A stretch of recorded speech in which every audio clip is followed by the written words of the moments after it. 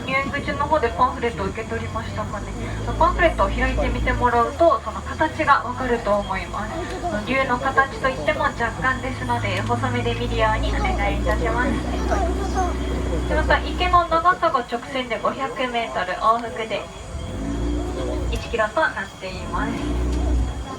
あとですね、池の深さなんですけど、浅いところが2、3メートル、深くて5、6メートルあります。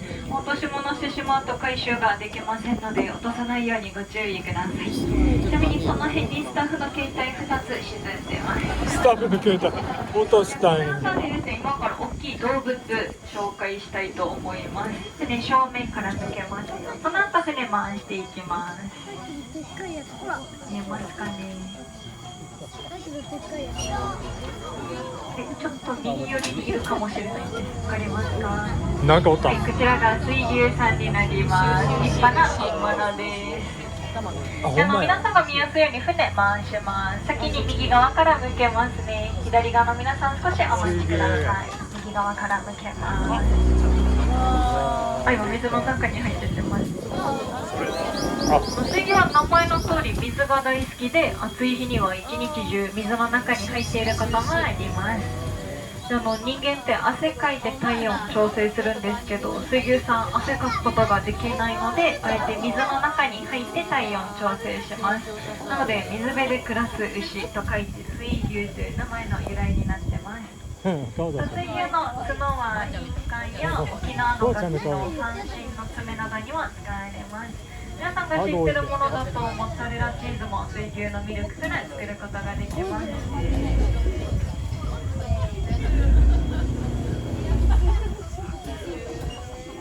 であとこの子の名前がちょっと変わってるんですけど、名前がケイシと言います。ケイシ、沖縄の方言なんですけど、反り返ってるという意味になってます。ビオ様が水牛さんの名前は角の形を見てそれを方言にして名前つけてます。この子の角の形がちょっと後ろの方に反り返ってるので、ケイシという方言の名前になってます。年齢が12歳の女の子です。水牛の年齢では12歳なんですけど、人間の年齢にすると3倍になるので36歳の水牛さんになってます。ちなみに園内には5頭水牛がいますよ。じゃあ園内の方で水牛車引っ張るお仕事する水牛さん見た方もいらっしゃると思います。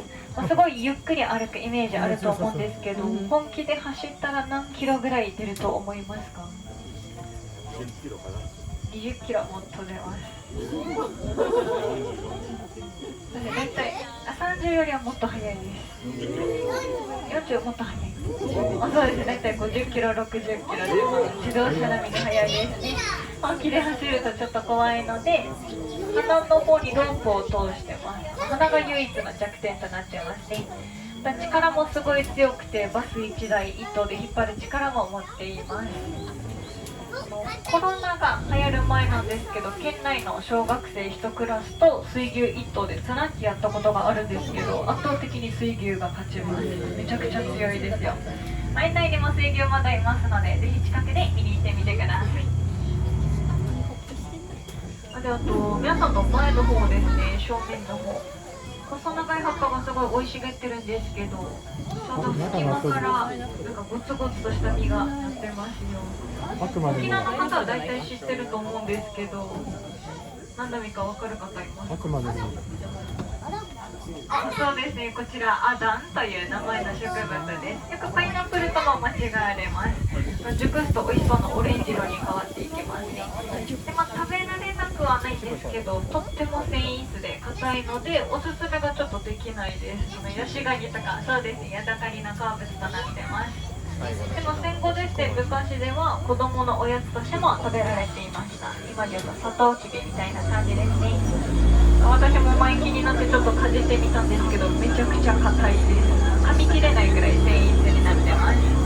皆さんも興味がありましたら、ぜひアダンの実かじってみてくださいね。あとですね、アダンの葉っぱで作れるおもちゃがありまして、指ハブというおもちゃがあります。ちょうど私のところにあるんですけど、見えますか？ちょっと後ろの方向いてもらうと、こんな感じで蛇の形したおもちゃになってます。蛇の口に指入れて引っ張るとこに強く引っ張っても取れなくなります。これが指ハブというおもちゃです。よかったら後ろから前に回して遊んでみてください。この船の売店の方に腕が入るサイズの腕ハブも置いてますので、後で遊んでみてくださいね。では皆さん、今鳴いてる鳴き声聞こえてますかね。なんかすごい高い声で鳴いてる生き物がいます。何が鳴いてるかわかりますか？何？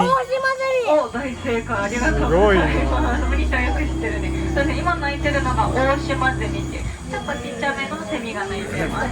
大体秋頃から鳴き始めるセミです。他にもアブラゼミとかクマゼミ、あと黒岩ツクツクっていうセミも鳴いたりします。沖縄長くて12月まで鳴いてることがあります。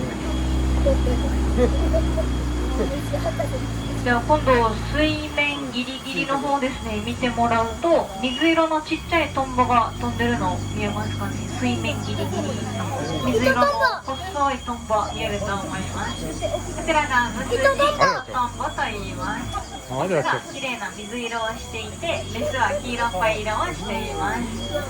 赤いトンボとかもたまに飛んでるんですけど、赤いトンボはベニトンボと言います。あ、来た。大きめのトンボが台湾ウチワヤンマと言います。ちょこちょこちょっとひらひらと飛んでるトンボもいるんですけど、このトンボはベッコウチョウトンボって言いますよ。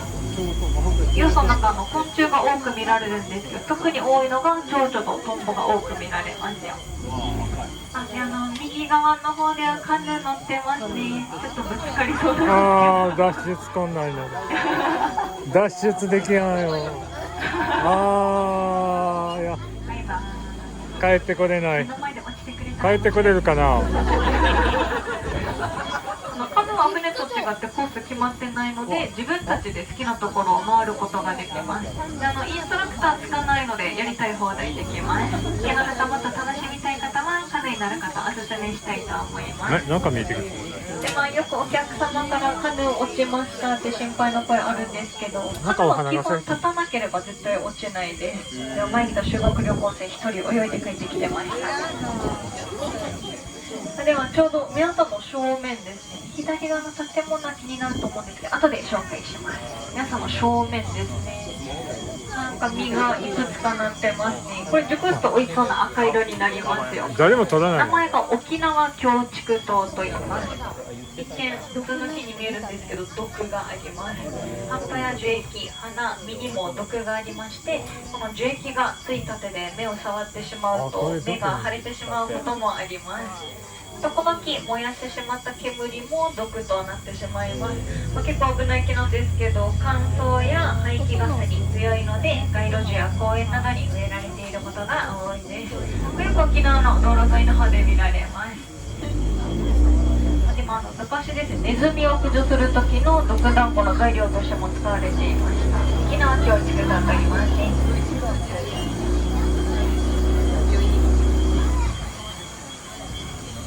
でまた水面の方なんですけど、今度アメンボも結構見られると思うんですけど、アメンボ見えますかね。アメンボの名前の由来が飴玉のような甘い匂いがすることからこの名前がついています。カメムシっていう臭い虫がいるんですけど、その仲間で敵を威嚇するときにこの匂いを出します。人間からするとこの匂いが甘く感じることからアメンボという名前が付けられました。じゃあ今から前の船とすれ違っていきますよ。前の船も一般のお客様たちですね。すれ違う際手振ってみてくださいね。もしかしたら振ってくれるかもしれません。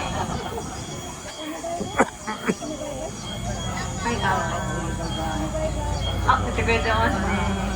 子供たちも振ってますね。バイバーイ。またね。ありがとうございます。またね。でもこうやって船とすれ違うとき手振ってるんですけど、たまに無視されます。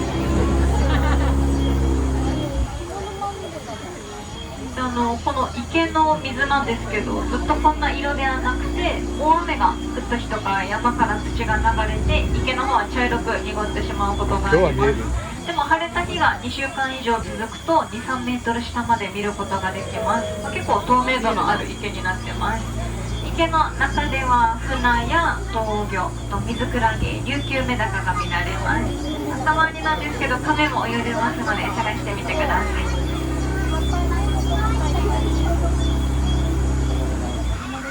ではこの辺りからが池の上流部になります。ではこちらの方で U ターンしていきますね。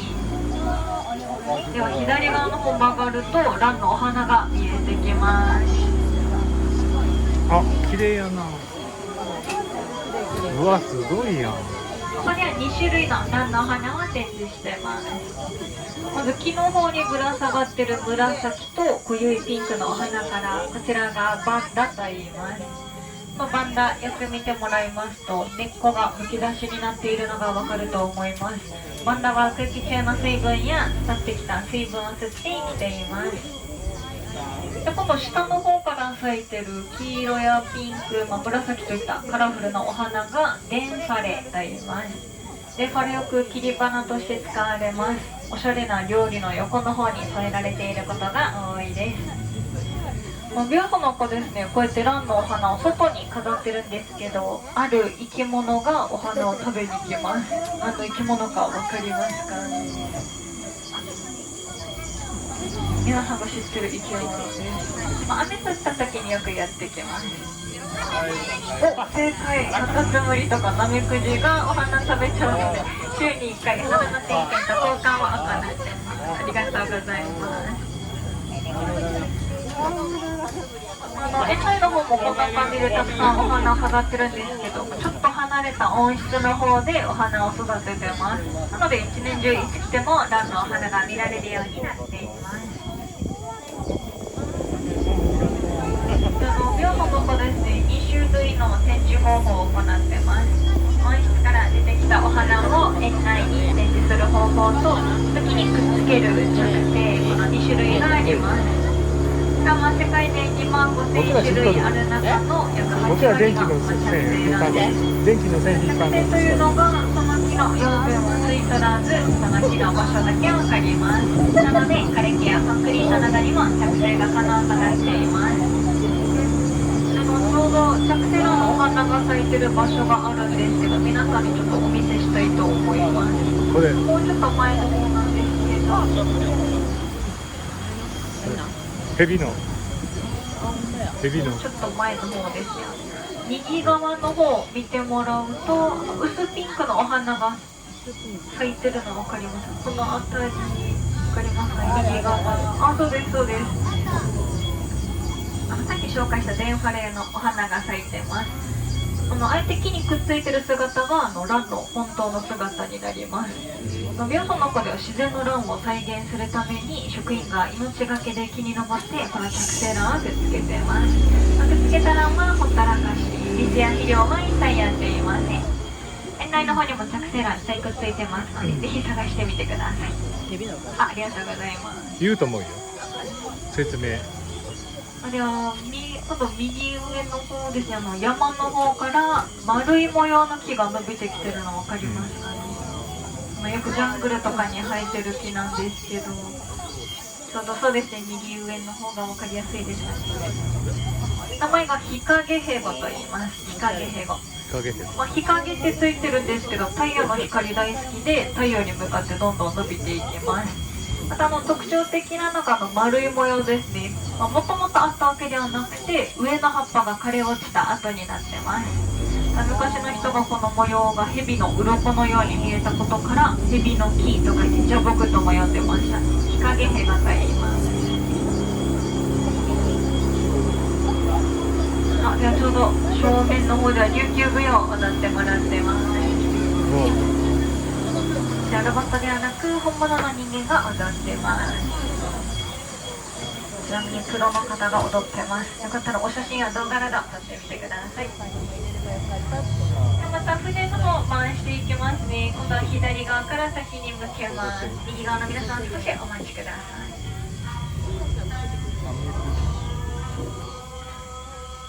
い。琉球舞踊は琉球王朝時代から伝わる伝統芸能となっています。この時代に中国から来た使いを歓迎するためにこの踊りが踊られていました。で今踊っている方が着ている衣装、こちらが瓶型と言います。瓶が色を意味していまして、型が模様を意味しています。踊れ目によっても着る衣装が変わっていきます。また頭の方にかぶってる大きいかぶり物、こちらが花笠と言います。ハスのお花がモチーフになってます。ちょっと右側向けますね。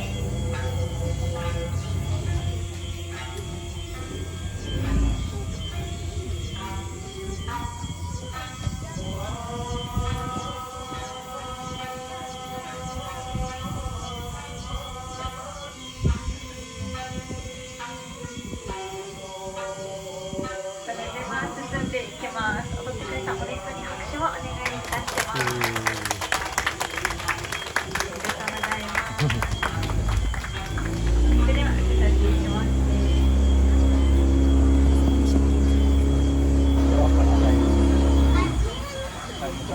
今話は変わるんですけど、園内では動物たちが見られます。鶏やヤギ、豚、水牛がいます。ビョンコの丘にいる豚が美味しい豚のアグー豚です。アグー豚は普通の豚と比べると体が小さめで成長が遅いのが特徴になっています。小さい頃からしつけをするとお手、お座り、回りもできるようになります。すごく賢いですよ。また園内の広場の方ではロープでつながれているヤギがいるんですけど、このヤギ無料でお散歩することができます。お時間ある際にぜひヤギとお散歩してみてください。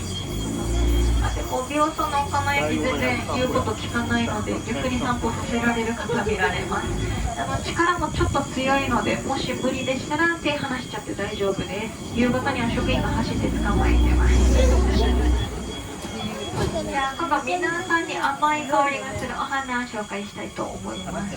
正面の方ですね、白と赤茶色のちっちゃいお花見えると思います。名前がシャリーベイビーと言います。このシャリーベイビー、チョコレートのような香りがするお花です。2人くっつけますので、よかったら席の方立って匂い嗅いできていいですよ。ぜひ後ろの皆さんも嗅いできていいですよ。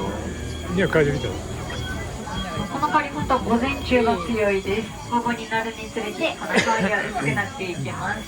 でまた翌朝になると甘い香りを出していきます。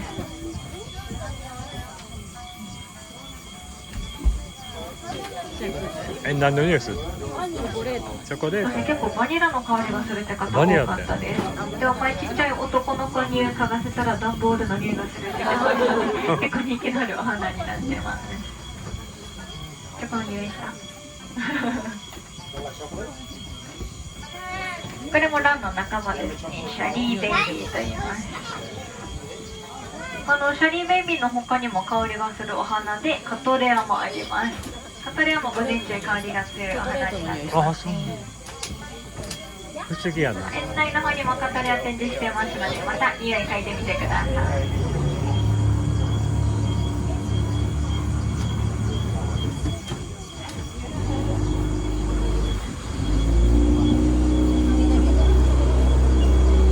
船の方がそろそろ戻っていくんですけど、最後に皆さんに乗ってほしい乗り物があります。結構見えにくいところに立ってるんですけど、右側のちょっと上のあたり見てもらうと、なんか丸太の柱が櫓みたいな感じで立ってるんですけど、分かりますか？その辺が見やすいですかね。なんかちょっと揺れてるの分かりますか？そうですそうです。あの辺にブランコが立ってまして、園内ところどころブランコあるんですけど、その中でも一番スリルが味わえるブランコになってます。いつもおすすめしてる乗り方あるんですけど、池側向いて立ちこぎになります。全力で漕いでみてください。大人の方も乗るんですけど、結構叫んでる方いらっしゃいます。子供が乗ると泣き叫ぶ声も聞こえますよ。手離してしまうと池に飛んできちゃうので、手は絶対に離さないでくださいね。だいぶ前なんですけど、また学生さん1人飛んできたことがあります。それが地図で見せないで帰りましたね。ブランコの行き方なんですけど、船降りて右に進んでいくと小さい池があります。この池手前の方に3段くらい階段ありますので、階段降りてずっと右に沿って進んでいくと奥にブランコ見えてきますので、ぜひ乗ってみてください。で船の方がもうすぐ着きます。前の方は私が開けますので、降りる際忘れ物がないように確認の方もお願いします。で船がくっつく際衝撃があるかもしれませんので、まだ座ったままでお待ちください。まだとずーっととで沖縄もだんだん涼しくなってきてて、すごい遊びやすいかと思います。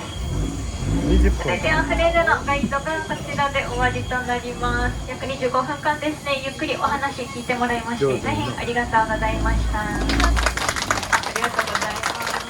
ありがとうございます。夢が開くまでもうしばらく座ったままでお待ちください。